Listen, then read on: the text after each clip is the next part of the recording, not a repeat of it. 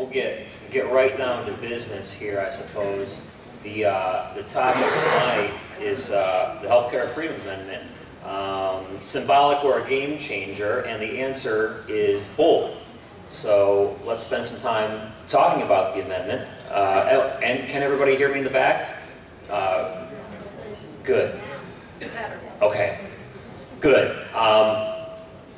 We'll kind of get right to things and try to take some questions at the end, and then we've got a different issue we want to briefly discuss once we're done on healthcare. So you've seen the newspaper endorsements. Now, I haven't had anything to do with the campaign, and the typical MO of all those endorsements is the same as it's been in other states that have done the Healthcare Freedom Amendment. So our amendment is a little bit stronger, a little bit different than the amendment in a number of other states, but a number of other states have resolutions or have votes, and the progression of objections has always been the same. Objection number one has always been, oh, we're wasting our money on having an election on this issue. Once that doesn't really compel anyone, issue number two becomes, well, this is just symbolic, it doesn't really do anything. And once that doesn't really take root, issue three becomes, this does too much. These people are anarchists and they're going to ruin our way of life. Tough. And we've seen that exact progression here in Ohio. Initially, opponents questioned whether we should put this on the ballot because that would be a waste of taxpayer money. Then they moved on to, oh, this is just symbolism. This doesn't really do anything. And lately, Ted Strickland's think tank, funded with his leftover campaign money, has been arguing that it does too much, that it creates a state of healthcare anarchy because we won't be able to regulate anymore in Ohio.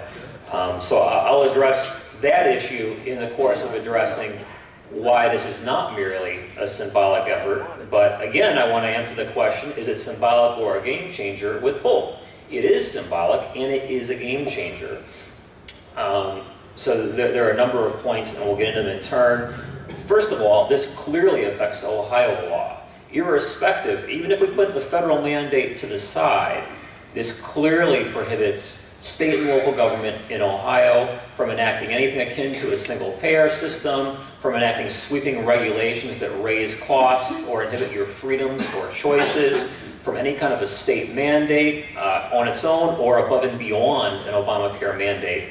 So those are all important. So when we talk about whether this does anything, we start at that point and say, well, of course this does many things, and we can move on to Obamacare from there. And it's not just that it affects what state and local government does in and of itself.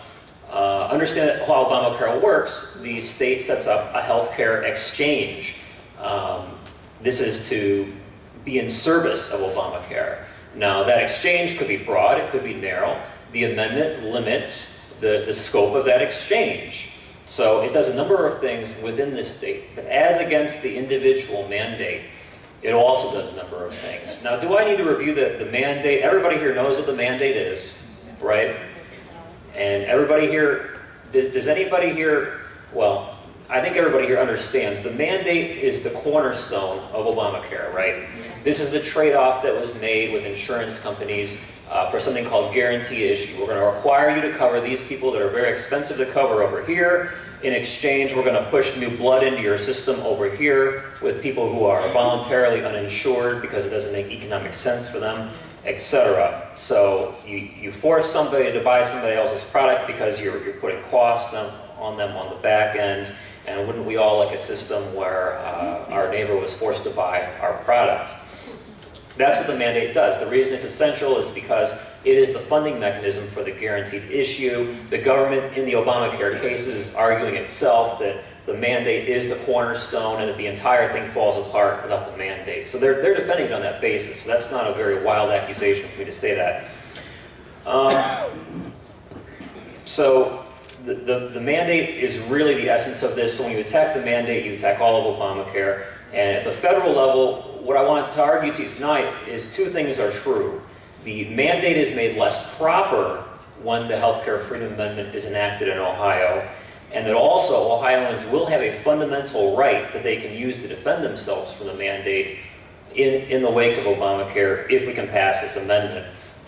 So In order to get into those subjects, though, I just want to explain to you what's going on in the courts now. So the United States Supreme Court is going to hear the case challenging the mandate, right? And this is a Commerce Clause challenge. So the Commerce Clause is kind of a funny thing. How many of you, I did an Empower You subject, a course on the Constitution. It was this horrible 2-hour marathon Constitution course where people were falling asleep drooling. It was quite terrible. How many of you were there? Anybody? Okay, so 2 people, neither of whom remember anything from it, I'm sure. So let's start from scratch. Real quick review of what's going on with this case, what the Commerce Clause is, what it means. Article 1, Section 8 grants the powers to the federal government. Amongst those is the power to regulate commerce amongst the several states. So a few things going on there. You're regulating, which means to make regular. So creating a free trade zone amongst the states was the idea of the Commerce Clause. Commerce, which meant economic exchange of goods and services at the time, and still did for a long time. And amongst the states means between states, not within states. So 3 very separate requirements there. What the Commerce Clause does not say is Congress can do anything it wants. The founders knew how to write that, and they could have written that, but they explicitly rejected that. Instead, Madison said the powers of the federal government are few and defined. Right. And John Marshall indicated the fact that there are these enumeration of powers indicates that there are things that are not enumerated. So we start with the principle there must be something that is not enumerated. This is the background principle that really animates what's going on with the mandate. The idea that there must be something that's not enumerated, and that's supported, of course, by the 9th Amendment, which reserves rights to us, the people, and the 10th Amendment, which reserves rights and other prerogatives to the states. And of course, all of these things are meaningless if Congress can do anything it wants under the mandate. But that's exactly what the mandate would seem to imply, is merely because you are alive and exist, you must purchase a good or service. We know that this also defies the plain construction of the Constitution, because the commerce power is just one of a multiplicity of powers. So if you look at Article 1 and Section 8, you have the Bankruptcy Clause in Clause 4, the Coinage Clause, so there's the power to make bankruptcy laws, the power to coin money, the power to enact weights and measures, the Counterfeiting Clause, the Post Office Clause, the Patent and Copyright Clause. Well, if all of these things were seen as falling within the scope of commerce, there would be no reason to have these in the first place. So this is another concept. The design of the Constitution tells us that the Commerce Clause is meant to be limited. But the design is one thing. What the courts have done is